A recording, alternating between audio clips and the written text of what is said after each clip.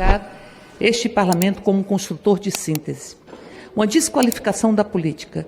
Quando a política ela é aprisionada pelo ódio ou pela própria mentira, e quando se nega, nesse negacionismo que é muito estrutural, porque para além de se negar a ciência, para além de se negar tantos elementos fundamentais para o bem viver, está se negando a própria realidade. E veja, isso é um processo absolutamente antidemocrático, porque quando você tem os fatos postos, você tem diversas interpretações dele. Isso é o debate democrático. E esta casa, ela é uma casa plural. A essência da casa é a construção de debates e da disputa, e das disputas e discussões dos vários projetos políticos representados aqui, representando a diversidade do próprio povo brasileiro. Então, quando se nega os fatos e se constrói uma falácia, ou se constrói o que chamam de uma verdade virtual, ou uma pós-verdade, ou uma realidade paralela, dentro dela só cabe quem pensa da mesma forma. Então, o processo que nós vimos aqui é um processo extremamente ditatorial. A tentativa de impedir que os fatos pudessem ser colocados, porque o líder do Partido das Trabalhadoras e dos Trabalhadores aqui estava relatando a gravidade do momento que o Brasil vivenciou. E ali eles respondem com gritos, com a própria barbárie, e numa posição absolutamente sexista e machista, porque não respeitaram a presidenta da própria sessão. E se calaram quando o presidente se colocou na cadeira para presidir a sessão, e quando o presidente, de forma correta, criticou de forma dura este tipo de comportamento que desqualifica o próprio parlamento, que tira do parlamento a sua capacidade de construção de síntese, de debates de ideias, eles aplaudiram. É muito cinismo. O presidente fazendo uma crítica ao comportamento deles mesmos e eles aplaudindo. É cinismo, é hipocrisia e é covardia. Portanto, que nunca mais se repita nesta casa o que nós vimos no dia de ontem. Esse tipo de comportamento sexista, machista, de que acham que se resolvem ou se substituem os argumentos políticos pelo grito, ou pela tentativa de calar o outro. Aliás, nós vimos isso, a profusão do igual no governo anterior, e ao mesmo tempo a eliminação da diferença, a eliminação da diversidade, ou seja, nada mais antidemocrático que coaduna de forma muito concreta com o que nós estamos vendo das apurações do que aconteceu no Brasil, como a nossa democracia foi ameaçada num processo construído. Alguém aqui não lembra de que nós, quando estávamos votando, o voto impresso aqui nesta casa, estávamos sob a ameaça dos tanques, porque postaram tanques na frente do Congresso, numa tentativa de intimidação. E desde o primeiro dia do governo do hoje inelegível, denunciado, e daqui a pouco preso, Jair Bolsonaro, desde o primeiro dia ele testava as instituições. Cabe o soldado, segundo o seu filho, para fechar o próprio Supremo. As manifestações é tudo ou nada, ou seja, foi testando as instituições. E as instituições, ao responderem à altura do que se exige num processo democrático, ele recuava. E, de repente, ele começou a construir a corrosão. O que nós vimos ontem aqui foi a corrosão da função do próprio parlamento. Mas o que nós vimos neste período todo é a corrosão da própria democracia. Se diz, não, mas ele se tornou inelegível apenas porque chamou os representantes de outros países para desconstruir o processo democrático. E eu vejo uma parlamentar aqui do Distrito Federal, da oposição, é perseguição política. Agora eu vou ser condenada porque eu estou aqui contestando o sistema de urnas eletrônicas, mas ela não contestou para a sua eleição. Não houve contestação do processo eleitoral no primeiro turno das eleições de 2022, onde se elegeu, inclusive, o parlamento. parlamento. Não houve contestação do mesmo sistema eleitoral durante as eleições ou no período das eleições de 2024. Obviamente se contestou, porque estava se contestando a vontade popular. Agora, dizer que isso é perseguição política, as denúncias que estão comprovadas, as mensagens trocadas, a caixa de vinho cheio de recursos para poder estar de forma clandestina, ilegal esses recursos, para poder assolar a operação que nunca poderia chamar punhal verde e amarelo, porque verde e amarelo é a cor do Brasil, e o Brasil não pode ser confundido com esses atos que planejaram, inclusive, o assassinato do presidente eleito. Ou seja, e aí se diz que isso é perseguição. Perseguição, o que nós vimos, uma representante, uma secretária do Ministério da Justiça pediu o mapa de onde Lula tinha vencido Bolsonaro no primeiro turno, para utilizar as estruturas da Polícia Rodoviária Federal. Isso não é normal,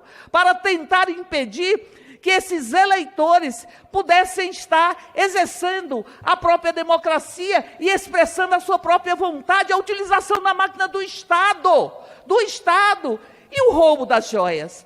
Ah, mas ele podia vender as joias. Ah, ele tentou entrar no Brasil de forma ilegal com essas joias. Tentou entrar no Brasil, se não fossem os funcionários de alta qualidade da Receita Federal, ele teria, que foram pressionados, inclusive, ele teria entrado de forma ilegal com essas joias, por volta de 80 mil dólares. 80 mil dólares roubados do patrimônio da própria nação.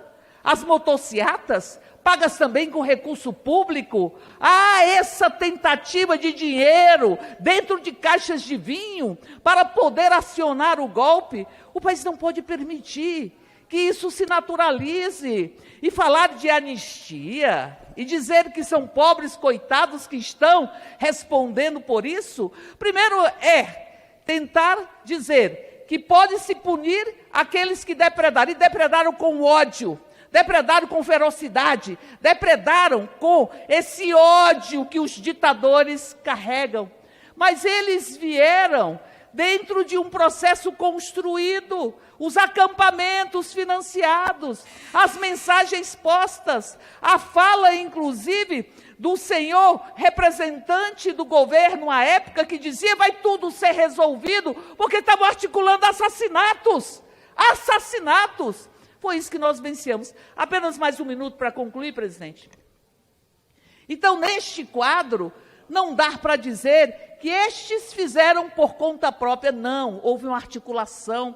É isso que está sendo desnudado para todo o Brasil, a partir de uma delação premiada de um ajudante de ordens do então presidente. E aí, para concluir, eu diria que foi oferecido para 2/3 das pessoas denunciadas o acordo de não persecução penal. Por volta da metade não aceitaram. O que era esse acordo? Não haveria qualquer processo penal. Os passaportes ficariam disponibilizados. E as pessoas tinham que primeiro pagar uma multa de R$5 mil, se recursos tivessem para tanto. Deveriam fazer um curso de democracia. E deveriam suspender a publicação por 2 anos das suas redes sociais. E eles não aceitaram. E aí me dizem que eram pobres coitados? Vejam, o Brasil exige respeito e exige democracia. E democracia é Bolsonaro na cadeia, sem anistia para golpista. Obviamente que não há outra coisa a se falar na semana, deputada Érica, que não seja a decisão do Ministério Público Federal de enviar ao Supremo as denúncias contra Jair Bolsonaro. É claro que, para muita gente, há uma injustiça, pelo menos para aqueles que apoiaram Jair Bolsonaro, para a extrema-direita, que todos os dias gritava aos 4 cantos que Jair Bolsonaro era o que tinha de melhor no mundo. Há uma injustiça muito grande. Mas que injustiça é essa, eu me pergunto. 2 dias depois, 2 dias, foi na terça-feira, hoje é quinta-feira, 2 dias depois do acontecido, deputada, eu não vi ninguém da extrema-direita ter argumentos para contradizer aquilo que o Ministério Público Federal colocou no seu relatório. Um relatório bastante denso, com mais de 200 páginas, que mostra claramente as intenções de Jair Bolsonaro, dos seus generais, dos seus coronéis, daqueles principalmente que o apoiaram nas Forças Armadas, mas também na iniciativa privada, também na sociedade civil. Ninguém veio fazer a sua defesa para dizer que, de fato, aquilo que está ali não corresponde à realidade. Ao contrário,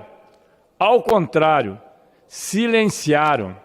Ficaram como deveriam ter ficado sempre, constrangidos por saber que aquilo que o Ministério Público coloca no seu relatório é absolutamente verdadeiro.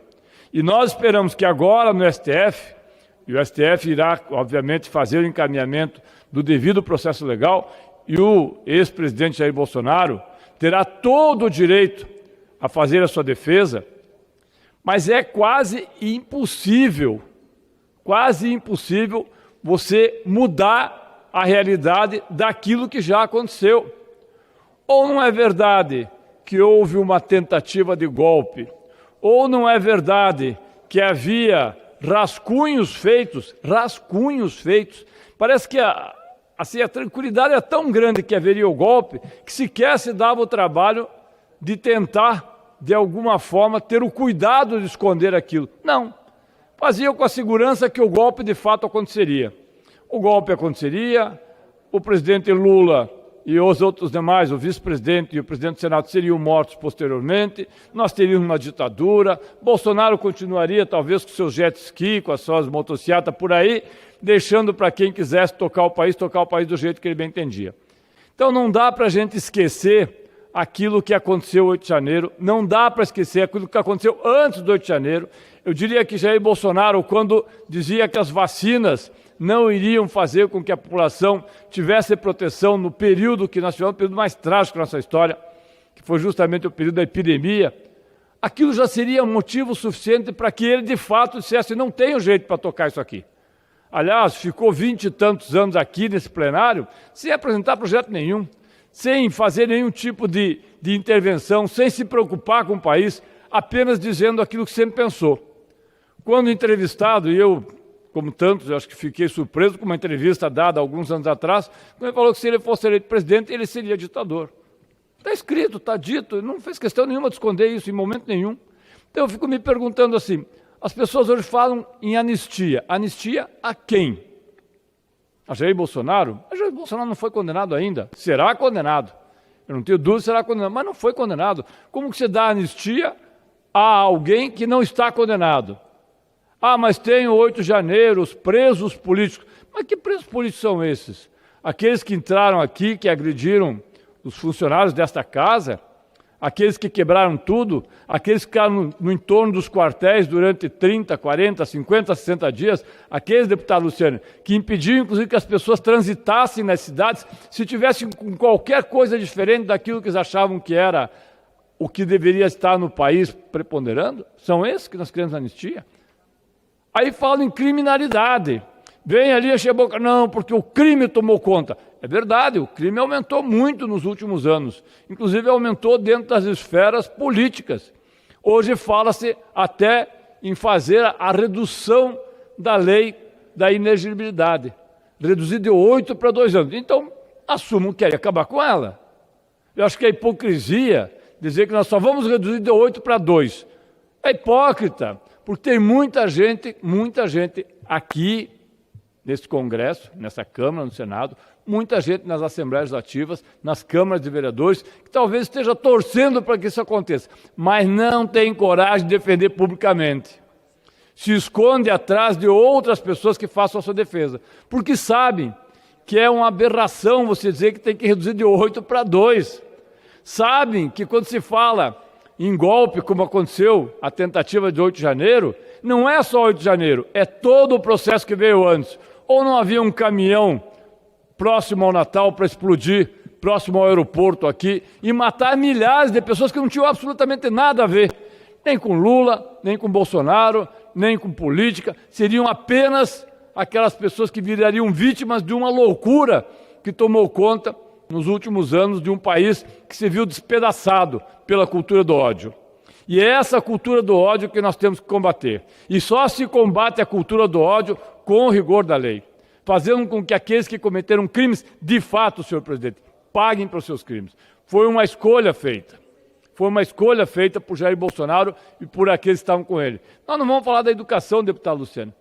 Não vamos falar da educação porque nós sabemos o desastre que foi a educação nesse período. Hoje nós estamos aí com bolsistas pedindo reajuste, porque 4 anos não tiveram nada. O ano passado nós tivemos greve de servidores públicos, porque durante 4 anos não tiveram nada. Nós tivemos, a senhora esteve, eu estive junto com a ministra Esther, buscando uma solução para as greves. Aí naquela tribuna todo mundo falava, ai, tem greve, como se alguma vez tivessem feito greve na vida. Nunca defenderam o trabalhador, nunca defenderam o Estado Democrático de Direito, nunca tiveram a coragem de participar de uma única Assembleia de Trabalhadores. Aí se arvoravam defensores dos trabalhadores, oportunistas, e que agora querem mascarar as suas opções durante esse período todo, criando alguns filigramas, dizendo que não é para reduzir de 8 para 2, é para poupar os nossos presos políticos, é porque não houve golpe, não. Houve sim, houve tentativa e continua havendo. É preciso que o STF, e ele está fazendo isso, junto com a Polícia Federal, continue as investigações para saber quem patrocinou, quem bancou, quem são os milionários no Brasil e fora dele que incentivaram desde 2013 para criar vários grupos, inclusive alguns que nós conhecemos bem, alguns grupos que estão aí até hoje que foram patrocinados por milionários americanos, por milionários europeus, por milionários brasileiros, para que tivesse estrutura, fossem para as ruas. Eu lembro muito, em Curitiba, um pequeno movimento que se chamava, ou se achava, ligado à liberdade do Brasil, as coisas todas, Juventude pela Liberdade, Movimento Brasil isso, Movimento Brasil aquilo, mas que com 10 pessoas contratavam 2, 3 carros de som, que são 30, 40, 50, 100 mil reais. Quem paga? Ninguém sabia. Hoje nós começamos a ver. Então, senhor presidente, senhora presidente, senhores deputados, nós precisamos aqui nessa casa garantir aquilo que é essencial, a democracia. E a democracia só se garante quando há, de fato, punição àqueles que lutam para derrubar a democracia. Aqueles que em todo o tempo armam e tramam contra a democracia. E aí é preciso repetir o que disse Ulisses Guimarães, quando, da Constituição de 88, tenho ódio e nojo da ditadura. Mas ter ódio e nojo da ditadura não basta. É preciso ter ódio e nojo da ditadura e defender a democracia. E defender a democracia é defender que aqueles que, de alguma forma, fazem com que ela esteja em risco sejam punidos. E só serão punidos se houver, de fato, rigor da lei. Por isso, senhor presidente, Bolsonaro terá tempo para pensar. Talvez 30 anos. 30 anos para parar e pensar o que fez. E aqueles que estavam com ele também terão esse mesmo tempo. Vida longa, a democracia, cadeia para Bolsonaro.